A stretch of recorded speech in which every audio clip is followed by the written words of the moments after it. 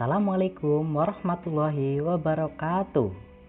Kembali lagi bersama saya di channel Gali Oke. Nah, kali ini kita akan membahas salah satu topik yang cukup menjadi momok bagi mahasiswa, yaitu skripsi. Nah, bagaimana cara menulis skripsi yang baik agar kita nanti bisa lulus tepat waktu dan mendapat ijazah yang baik dengan nilai yang tinggi. Di sini kita akan membahas tentang menulis proposal skripsi model PTK atau penelitian tindakan kelas. Saya beranggotakan 2 orang, yaitu Gali Wiji Prasetyo saya sendiri dan Intan Kusumaningrum teman saya. Nah, lanjut. Sebelumnya kita harus mengetahui dulu apa itu PTK. PTK merupakan terjemahan dari Classroom Action Research atau CAR, yaitu satu action research yang dilakukan di kelas.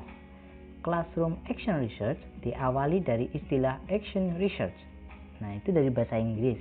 Sedangkan menurut bahasa Indonesianya, PTK merupakan penelitian yang dilakukan oleh guru di dalam kelasnya sendiri melalui refleksi diri dengan tujuan untuk memperbaiki kinerjanya sebagai guru sehingga hasil belajar siswa menjadi meningkat. Selanjutnya, cara menentukan judul PTK. Yang pertama, mengidentifikasi masalah. Tentu saja, setiap penelitian PTK pasti harus ada masalah yang timbul atau kita harus mencari masalah untuk dicarikan solusinya. Nah, yang kedua, mencari akar dari masalah. Setelah kita mencari berbagai masalah yang ada di suatu kelas tersebut, kita menarik garis lurus masalah apa yang paling kompleks di dalamnya, maka kita cari dan kita ambil. Yang ketiga, adanya subjek penelitian atau siswa. Yang keempat, menganalisis SWOT dan SMART, yaitu dengan bekerja keras dan pintar. Karena setiap penelitian PTK pasti akan terus berulang sesuai dengan masalah yang terjadi di dalam kelas tersebut. Yang kelima, yaitu menentukan solusi dan tindakannya. Yaitu setelah kita mencari sebuah masalah, maka kita harus menentukan juga solusi dan tindakan yang tepat untuk menyelesaikan masalah tersebut. Yang terakhir, adanya lokasi penelitian.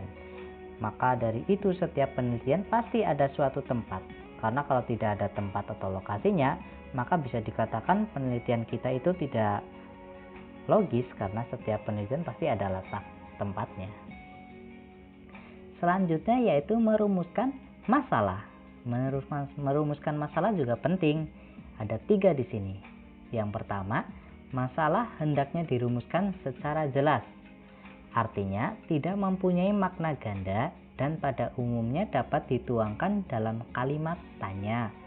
Yang kedua, rumusan masalah hendaknya menunjukkan jenis tindakan yang akan dilakukan dan hubungannya dengan variabel lain. Yang ketiga, rumusan masalah hendaknya dapat diuji secara empirik.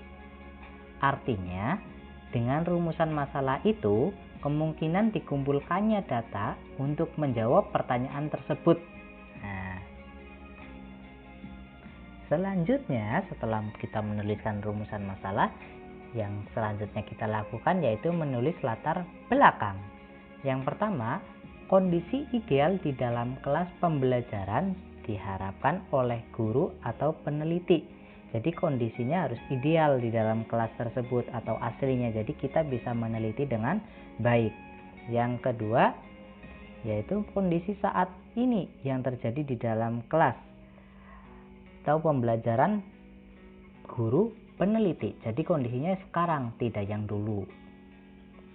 Yang ketiga, kesenjangan antara kondisi ideal nomor 1 dan kondisi ideal nomor 2 beserta penyebab muncul kesenjangan, dengan kata lain akar permasalahan yang muncul. Nah, jadi kondisi 1 dan kondisi 2 itu saling berhubungan sehingga menciptakan sebuah permasalahan yang kompleks yang paling menonjol di dalamnya. Yang keempat, urgensi penyelesaian masalah. atau kata lain dampak-dampak negatif jika permasalahan di kelas pembelajaran guru tersebut tidak diselesaikan. Nah, setelah ada masalah, maka bisa muncul masalah baru, maka kita harus menyelesaikannya. Dan yang terakhir, alternatif solusi pemecahan masalah yang terbaik dapat menyelesaikan masalah tersebut. Nah, setelah itu kita membuat atau menciptakan solusi yang tepat untuk memperbaiki atau menyelesaikan masalah yang telah kita teliti. Yang terakhir, menentukan tujuan. Bagaimana cara menentukan tujuan? Sebelumnya, tujuan penelitian adalah pernyataan mengenai target yang ingin diselesaikan. Tujuan berkaitan dengan rumusan masalah. Tujuan penelitian dirumuskan dengan cara membuang kata tanya dan tanda tanya yang ada di dalam rumusan masalah. Tentu, setiap tujuan pasti untuk menyelesaikan suatu masalah. Kita sudah menuliskan dalam sebuah rumusan masalah. Nah, di sini kita harus menjabarkan atau menjelaskan bagaimana cara menyelesaikan masalah yang sudah kita tulis dalam sebuah rumusan masalah tersebut. Jadi, kita menciptakan sebuah solusi akan masalah yang telah kita teliti. Terima kasih, cukup sekian yang dapat saya sampaikan. Mohon maaf apabila ada kesalahan-kesalahan kata. Wabillahi taufiq wal hidayah. Assalamualaikum warahmatullahi wabarakatuh.